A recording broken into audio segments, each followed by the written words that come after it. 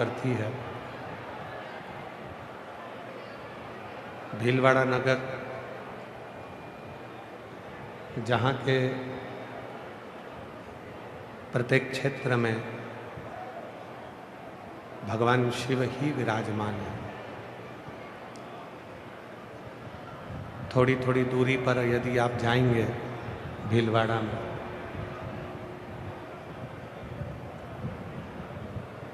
कहीं 30 किलोमीटर कहीं 40 किलोमीटर पर भगवान शिव के ऐसे प्राचीन दिव्य स्थल है जहाँ स्वयं भगवान शंकर नित्य अपने भक्तों का कल्याण करने के लिए विराजमान है।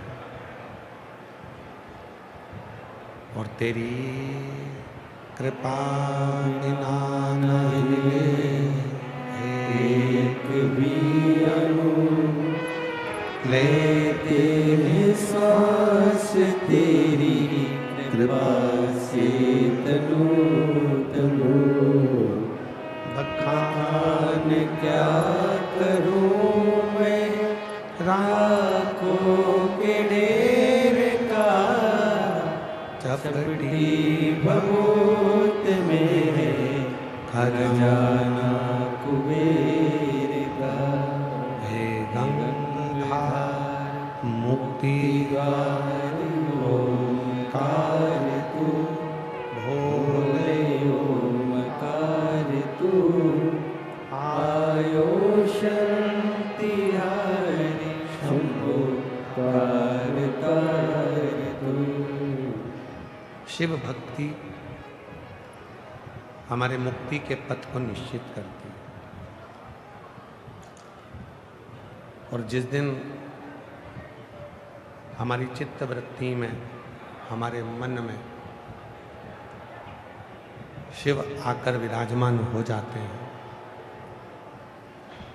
उस दिन हमारे जीवन की सारी तकलीफें, सारे कष्ट,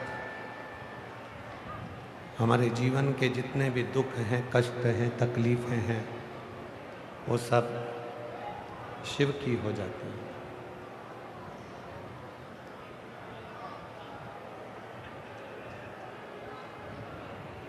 एक लोटा जल लेकर जब हम शिव जी के मंदिर जाते हैं, घर से जल भरकर, पानी भरकर, लोटे में जल लेकर जब हम भगवान शंकर के मंदिर में पहुंचते हैं, शिव को जल चढ़ाने के लिए, भगवान शंकर को जल समर्पित करने के लिए, भरा हुआ पात्र लेकर, लोटा लेकर, भरा हुआ पात्र लेकर, लोटा लेकर, जल लेकर जब हम शंकर जी के मंदिर में पहुंचते हैं और वहाँ जल समर्पित करते हैं, आपका पात्र आप वापिस लेकर आते हैं। कभी विचार करिएगा कि घर से गए तो लोटा भरकर जल लेकर गए, वापिस आए, 2-4 बूंद उसमें शिव जी का चढ़ा हुआ जल लेकर आए, थोड़ा सा जल शिव जी का चढ़ा हुआ लेकर आए। मतलब हमारे जीवन का जितना भार था, जो हमारे भीतर भरा हुआ था, आसक्ति हो, अहम हो, तृष्णा हो, मोह हो, जो भी हमारे जिंदगी में हमारे भीतर भरा हुआ है, वो सब हमने ले जाकर शिव के ऊपर चढ़ा दिया और उनके चरणों का 2 बूंद, एक श्रद्धा, एक विश्वास, ये दोनों चीज लेकर अपने घर की ओर आ गए, अपने घर पर।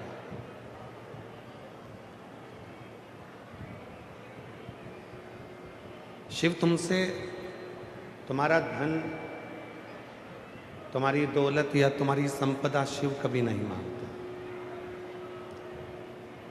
भगवान शंकर आपसे कभी धन और दौलत या संपदा कभी नहीं मांगते।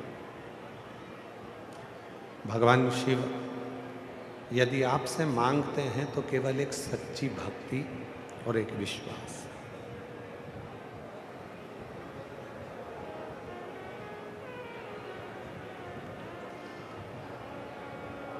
जिसकी जिंदगी में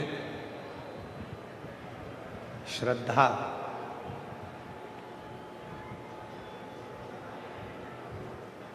और विश्वास, ये दो चीजें प्रबल नहीं हैं, उसकी जिंदगी में बहुत अड़चन है।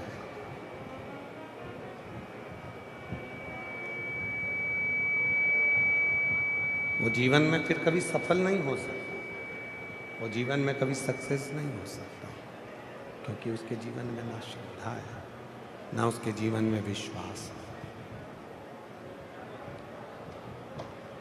एक श्रद्धा, एक विश्वास,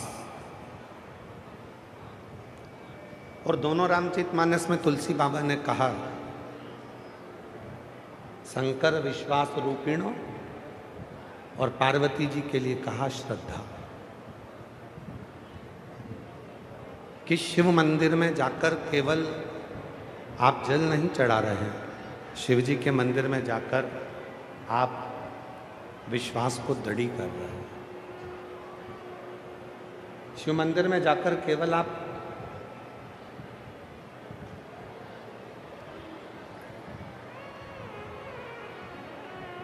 आवाजें खोलो भाई, बाहर के पंडालों की आवाजें खोलिए, सब दूर की।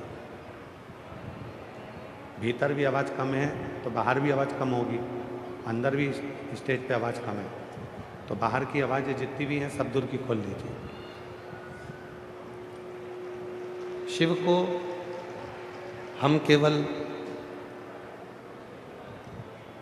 शिव के पास में जा रहे हैं, भगवान शंकर के नज़दीक जा रहे हैं, शिव जी की शरणागति में जा रहे हैं, भगवान शंकर के पास जा रहे हैं, तो एक विश्वास और एक श्रद्धा, दो चीज।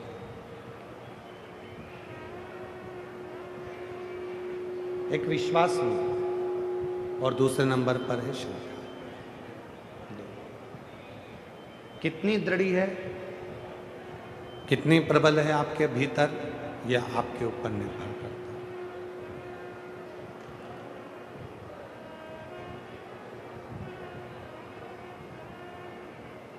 जब हम भगवान शंकर की शरणागति में जाते हैं, भगवान शिव के पास जाते हैं, भगवान शंकर के पास एक लोटा जल समर्पित करने के लिए जाते हैं, तो पूर्ण भरोसा लेकर, पूर्ण श्रद्धा लेकर जाओ।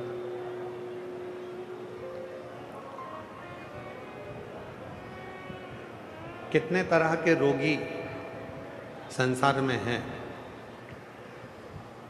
किसी के पाँव में तकलीफ है, किसी के पीठ में तकलीफ है, किसी के श्रवण में तकलीफ है, किसी की नासिका में तकलीफ है, किसी के नेत्रों में तकलीफ है, किसी के दंत में तकलीफ है, किसी के मुख में तकलीफ है।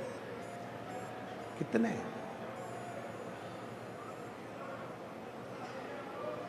एक नेत्र का रोगी, अरे आवाज खोल दो भाई, उधर पीछे की आवाज खोलो ना पंडालों की। एक नेत्र का रोगी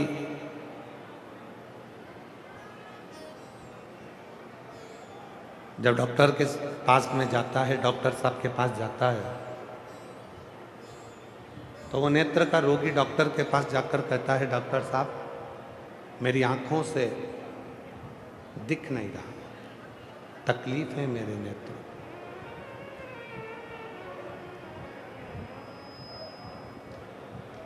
डॉक्टर उसकी आंख का इलाज प्रारंभ करता है, देखता है क्या तकलीफ है। फिर उसको समझ में आता है कि पहले दवा देकर देख लिया, दवा से आराम नहीं लगा, फिर उसने देखा कि इसको पास का नहीं दिखता, तो पास का उसने चश्मा लगा दिया।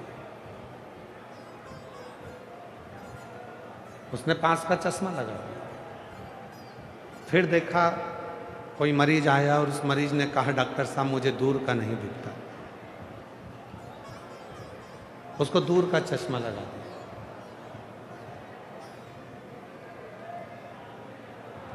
पर कोई कोई मरीज ऐसा होता है कि उसको पास का भी नहीं दिखता और दूर का भी नहीं दिखता। तो डॉक्टर इतना होशियार रहता है कि एक ही चश्मे में 2 गिलास लगाता है। ऊपर से देखोगे तो दूर का दिखेगा और नीचे से देखोगे तो पास का दिखेगा। चश्मा एक ही है, गिलास 2 हैं, कांच 2 हैं। उससे पास का भी दिख रहा है और दूर का भी दिख रहा है। पर अब आज जो कलिकाल चल रहा है, इस कलिकाल में अब चश्मे का काम खत्म हो गया, अब लेंस का काम चालू हो गया। अब डॉक्टर चश्मा नहीं लगाता, लेंस लगा देता है। उस लेंस से तुम्हें अच्छा दिखना प्रारंभ हो जाता है। वो लेंस। कितने मरीज मिले जो कहते हैं मुझे पास का नहीं दिखता, कोई कहता है मुझे दूर का नहीं दिखता। आज तक जिंदगी में एक मरीज ऐसा डॉक्टर के पास नहीं पहुंचा कि मैं बहुत दिनों से जल चढ़ा रही हूं, मुझे मेरा महादेव नहीं दिखता। वो कब दिखे? मेरे नेत्रों पर कोई ऐसा चश्मा चढ़ जाए, मेरे नैनों पर कोई ऐसा चश्मा चढ़ जाए जिससे मेरा महादेव का दर्शन हो जाए। मेरे नेत्रों पर कोई ऐसा चश्मा चढ़ जाए जिससे मुझे मेरे राम का दर्शन हो जाए। मेरे नेत्रों पर कोई ऐसा चश्मा चढ़ जाए जिससे मुझे मेरे कृष्ण का दर्शन हो जाए। डॉक्टर कह देगा वो चश्मा मेरे पास में नहीं है। पर वो चश्मा यदि किसी के पास मिल सकता है तो किसी संत के पास, किसी साधु के पास, किसी सच्चे गुरु के पास वो चश्मा मिल जाएगा। और गुरु चश्मा नहीं लगाता, आपको गुरु चश्मा नहीं देगा। उसको मालूम है ये 2 नेत्र इसके खराब हो गए हैं, इसलिए सच्चा गुरु, जैसे शंकर जी के 3 नेत्र हैं, तो सच्चा गुरु आपको बिठाकर आपका एक नेत्र ज्ञान का खोल देगा, जिससे तुम्हें राम, कृष्ण और शिव नजर आने लगेगा। सच्चा, जिसको ज्ञान चक्षु कहते हैं।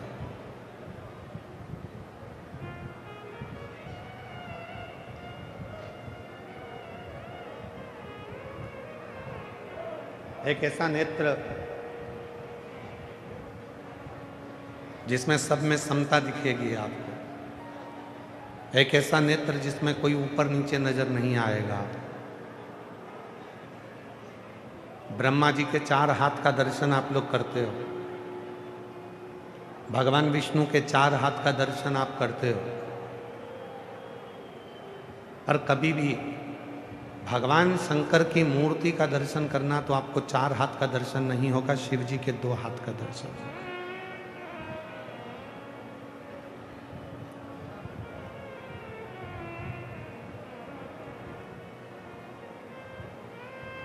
शिव जी के केवल 2 हाथ का दर्शन आपको,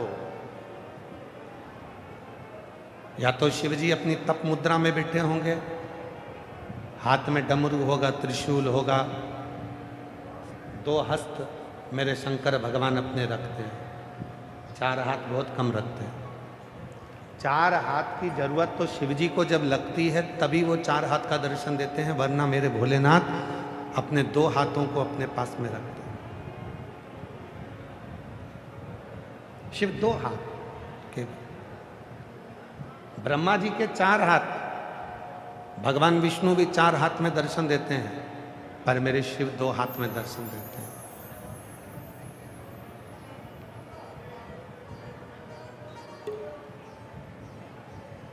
क्यों? किसी ने पूछा कि भगवान शंकर अपने 2 हाथ क्यों रखते हैं, तो शिव जी से माँ पार्वती जी ने भी कहा कि ब्रह्मा जी तो 4 हाथ रखते हैं, भगवान विष्णु 4 हाथ रखते हैं, सब देवता 4 हाथ रखते हैं, आप 2 हाथ रखते हो, क्यों? तो शिव जी ने कहा, मैंने अपने 2 हाथों से एक संपन्न व्यक्ति को पकड़ रखा है और एक प्रपन्न व्यक्ति को पकड़ कर रखा है। और जिसने अपनी जिंदगी में संपन्न और प्रपन्न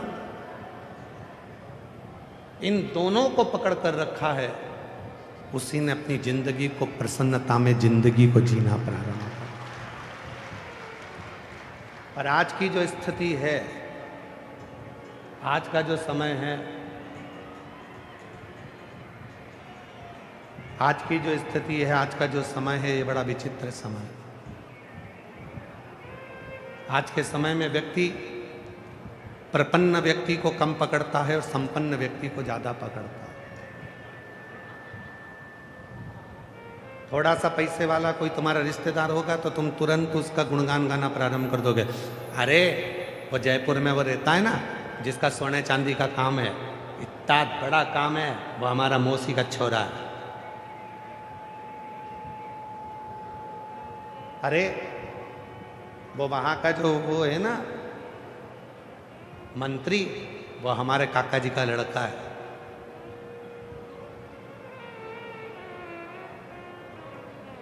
आज के समय में जितने मिलते हैं वो संपन्न व्यक्ति का परिचय देते हैं।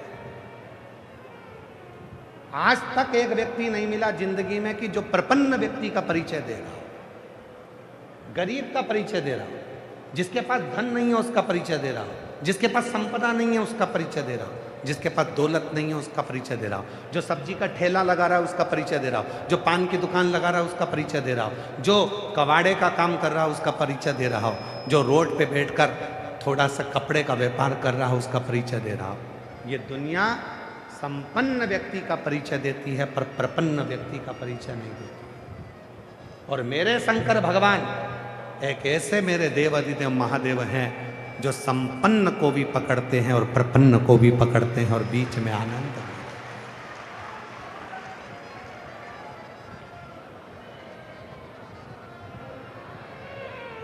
शिव यदि लंका के राजा रावण का गुरु बनते हैं, शंकर भगवान यदि लंका के राजा रावण को सोने की लंका देते हैं तो भस्मासुर को भी भस्म होने का आशीर्वाद देते हैं।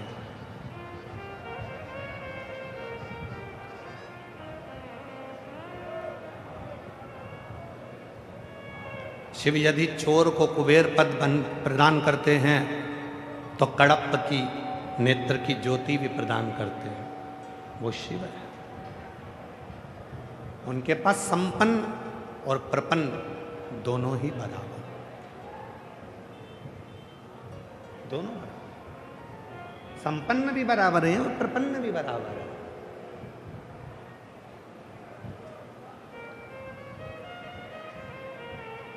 तेरे लाखों दीवाने बड़े से बड़े, तेरे चरणों में कंकड़ माटी से पड़े। करोड़पति है तो भी शिव के लिए वो कंकर है, और गरीब है तो भी शिव के लिए वो कंकर है। शिव के लिए कोई बड़ा छोटा नहीं है। और मेरी जीजियों बहुत सावधानी से सुनिएगा कथा को। जयपुर में जब कथा कही थी और उसके बाद में आरणी यवतमाल में जो कथा कही थी, तो आरणी यवतमाल में कथा में कहा था शिव जी को चांदी के लोटे का जल जितना प्रिय नहीं है। सुनी थी कथा आप लोगों ने? किस किस ने सुनी थी? हाथ उठाओ जरा। आप सबको बताया था शिव को जितना चांदी के लोटे का जल प्रिय नहीं है, शिव को जितना सोने के लोटे का जल प्रिय नहीं है, शिव को जितना कांसे के लोटे का जल प्रिय नहीं है, शिव को जितना हीरे और चांदी के लोटे का जल प्रिय नहीं है, शिव को उतना तांबे के लोटे का जल प्रिय है, क्योंकि शिव ने ही उस तांबे को वर प्रदान किया।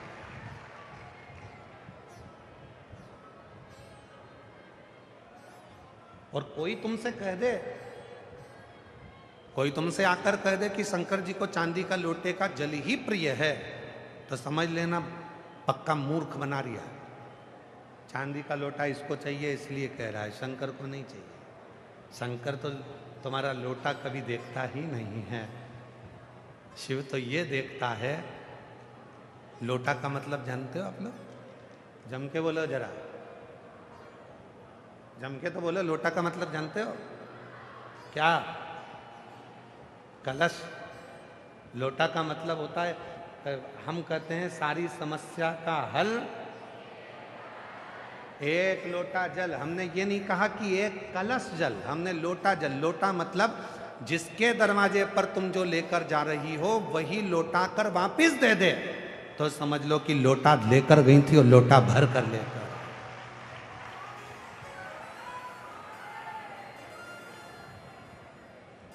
हमने कलश नहीं कहा।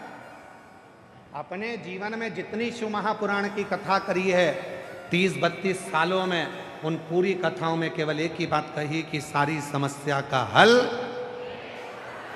एक लोटा जल। लोटा का मतलब है देना और लोटा कर वापिस दिया, लोटा कर ला।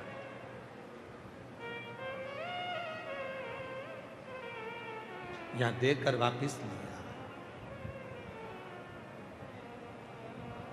चांदी प्रिय नहीं, सोना प्रिय नहीं, हीरा प्रिय नहीं, तुम्हारा करोड़ों का धन प्रिय नहीं, शिव की प्रियता है, शिव की प्रिय।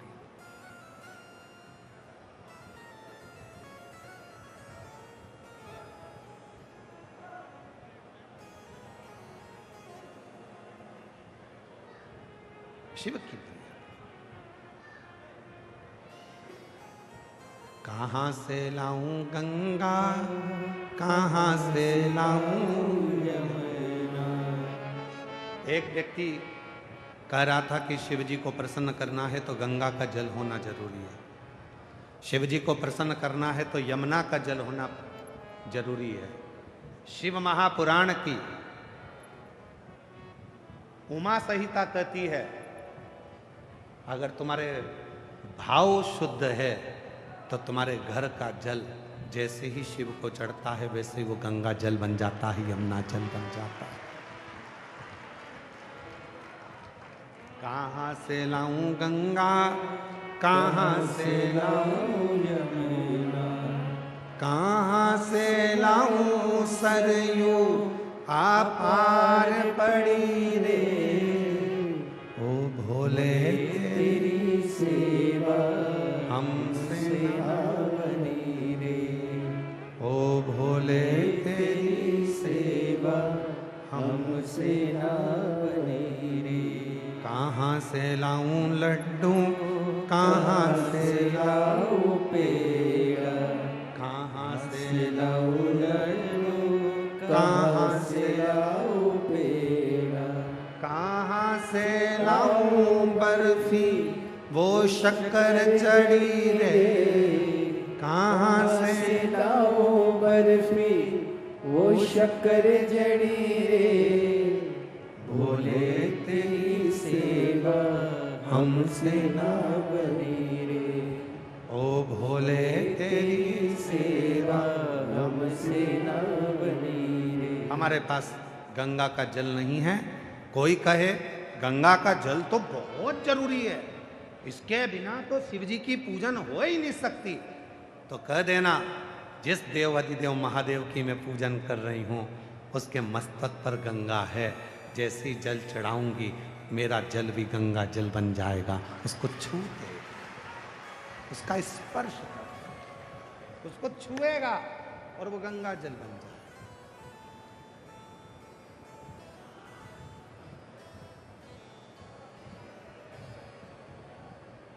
भविष्य पुराण में लिखा है चरण किसके छूना चाहिए। भविष्य पुराण में लिखा है कि चरण किसके छूना चाहिए कलिकाल में। तो भविष्य पुराण में लिखा कि चरण उसके छूना जिसके आचरण अच्छे हों, और जिसके आचरण अच्छे ना हो वो कितनी भी ऊंची गादी पर क्यों ना बैठा, उसके चरण छूने की जरूरत नहीं है। फिर अपने माता पिता और अपने पति के चरण छू। आचरण की श्रेष्ठता है तो चरण भी छू। चरण छूने का मतलब मालूम है आप लोगों को?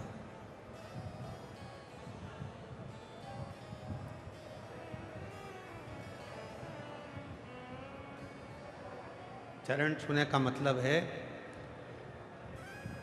जिसके भी हम चरण छू रहे हैं, वैसे तो आप लोगों से निवेदन है हमेशा याद रखो केवल घर के बुजुर्गों के, माता पिता के और अपने पति के, अपने पति के। चरण छू लिया।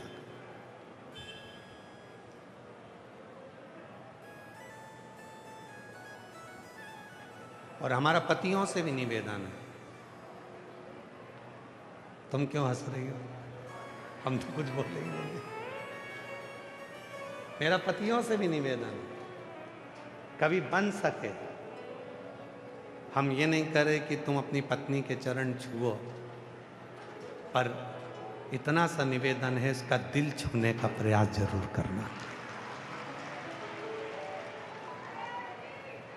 ये मेरी जितनी जीजियां हैं ना, ये मेरी जितनी बहनें हैं, ओ मेरे जीजा, ये मेरी जितनी जीजियां हैं ना, इनका दिल बड़ा साफ है।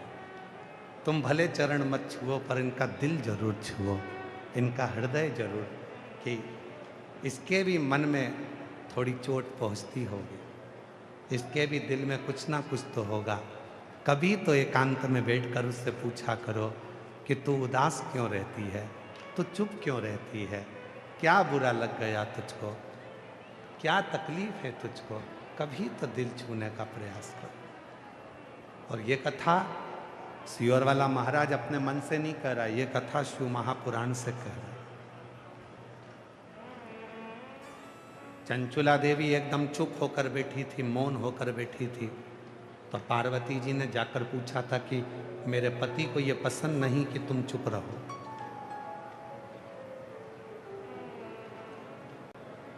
ये मेरे पति को पसंद नहीं। महाराज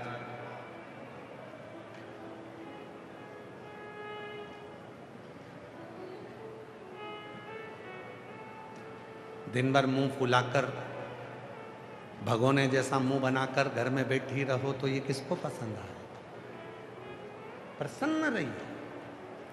तुम्हारे चेहरे पर जितनी प्रसन्नता होगी, हम तो यहां तक कहते हैं कि तुम्हारे ऊपर कितना भी कर्जा हो जाए, सारी बैंकों का लोन तुम्हारे ऊपर हो जाए, तुम्हारी जमीन जायदाद भी अगर गिरवे में है और तुम्हारा सोना भी गिरवे में है, तो भी तुम्हारे चेहरे की प्रसन्नता खत्म नहीं होना चाहिए।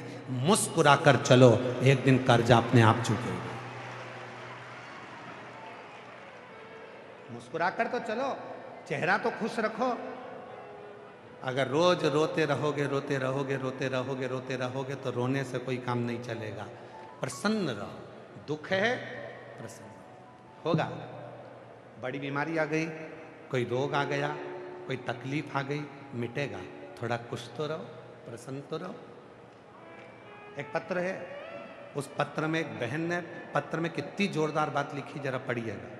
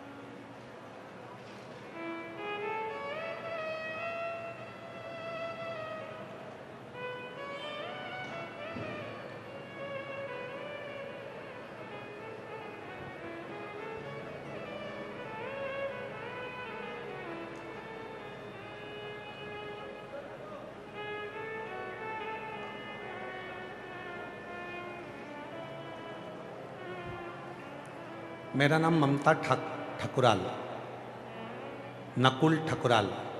मेरा मोबाइल नंबर ये है। गुरुदेव, कोटि कोटि प्रणाम करती हूँ। एक लोटा जल का क्या गुणगान करूँ। मेरी जेठ की बेटी को ब्लड कैंसर हो गया था। जयपुर के महात्मा गांधी अस्पताल में इलाज चल रहा था। कैंसर लास्ट स्टेज पर था और 13 दिन से वेंटिलेटर पर डॉक्टरों ने डाल दिया था। डॉक्टरों ने कह दिया था घर ले जाओ। पत्र एलईडी पर चल रहा है, आप लोग पढ़ सकते हैं। नहीं चल रहा। एलईडी वालों से निवेदन है, बार बार नहीं कहना पड़े, आप लोग इसको टच करो ना, जिससे ये पत्र वहां चले। रोज रोज एक ही बात थोड़ी ना कहेंगे हम।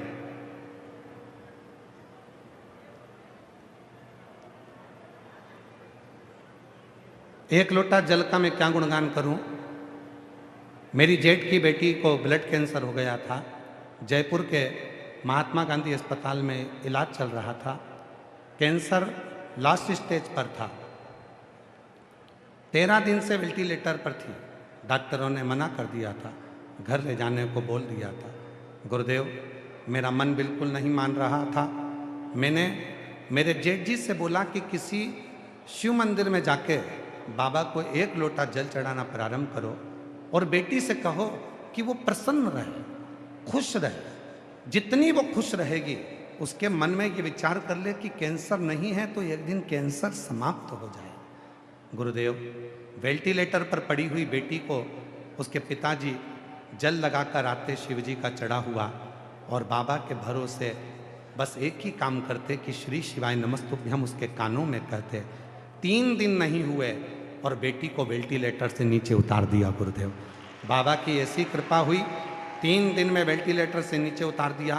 पूरा की पूरा स्टाफ हैरान हो गया कि ये कैसे वेंटिलेटर से उतर गई, ये तो लास्ट स्टेज पे थी। पर बाबा की ऐसी कृपा हुई गुरुदेव, आज पूरी तरह से वो स्वस्थ हो गई।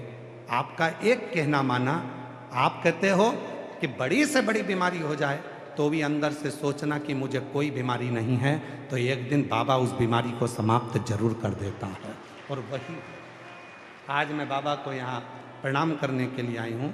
मेरा नाम ममता ठकुराल, नकुल ठकुराल मेरा मोबाइल नंबर ये है। मैं बाबा को यहाँ प्रणाम करने के लिए। एक पत्र और है, देखिए, आस्था चैनल पर पत्र को पढ़िए। मैं आशा अपूर्वा टेलर, भीलवाड़ा, बापू नगर निवासी हूँ। मेरा बुटीक वर्क है, सिलाई को। गुरुदेव, कोविड के दौरान मुझे ब्लड कैंसर हो गया था। मेरा इलाज दिल्ली के एम्स हॉस्पिटल में चल रहा था। बचने की कोई उम्मीद नहीं थी। 4 कीमो हो चुके थे। डॉक्टर ने कह दिया था कि अंतिम है और इसका स्वास्थ्य सुधर नहीं रहा। डॉक्टर ने हाथ ऊंचे कर दिए। जब सब दूर से हार गए, तब मेरी ननंद नंदोई ने कहा, वो सीहोर वाला बाबा कहता है कि शिव के मंदिर में अगर एक फुलेरा बांधा जाए और बेलपत्र चढ़ी हुई सिराने पर रखी जाए, आराम लगना प्रारंभ होता है। और मेरे परिवार वालों ने शिव का नाम लेकर, कुंदकेश्वर का नाम लेकर वही किया। और आज 5 वर्ष हो गए, मैं पूरी स्वस्थ होकर बाबा की कृपा से अपना बुटीक चला रही हूँ और शिव की कृपा से मैं स्वस्थ हूँ। शिव की कृपा।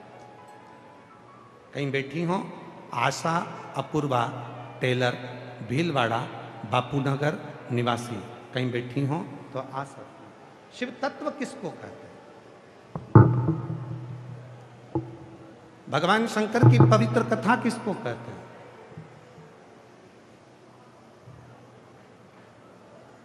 शिव की मूलता किसको कहते हैं? एक आपका विश्वास, एक आपकी दृढ़ता, एक आपका भरोसा शिव के प्रति, शिव के प्रति। और जब तक विश्वास पूर्ण नहीं होगा, तब तक शिव नहीं मिल सकता। जब तक विश्वास पूर्ण नहीं है, तब तक शिव नहीं मिलेगा। शिव को पाने का सबसे सुंदर तरीका है आपका भरोसा, आपका भरोसा। और शंभु शरण पड़ी मांगू घड़ी रे घड़ी, दुख काटो दया करी ने दर्शन आपको।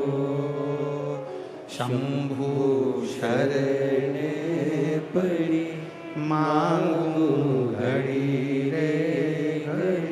दुख काटो दया करीने दर्शन आपो। शिव को विश्वास पर, भरोसे पर, दृढ़ता पर जीता जा सकता। मुस्कुराओ। दुख आ गया, तकलीफ आ गई, कष्ट आ गया, कर्जा बढ़ गया, टेंशन बढ़ गया, तो भी अपने चेहरे की मुस्कुराहट को समाप्त मत होने। तब भी अपने चेहरे की मुस्कुराहट को समाप्त मत होने। मुस्कुरा, आ गया आ गया। हमें कोटा के एक सुमित उनके लड़के का नाम है और हरि कृष्ण उनके पिता का नाम।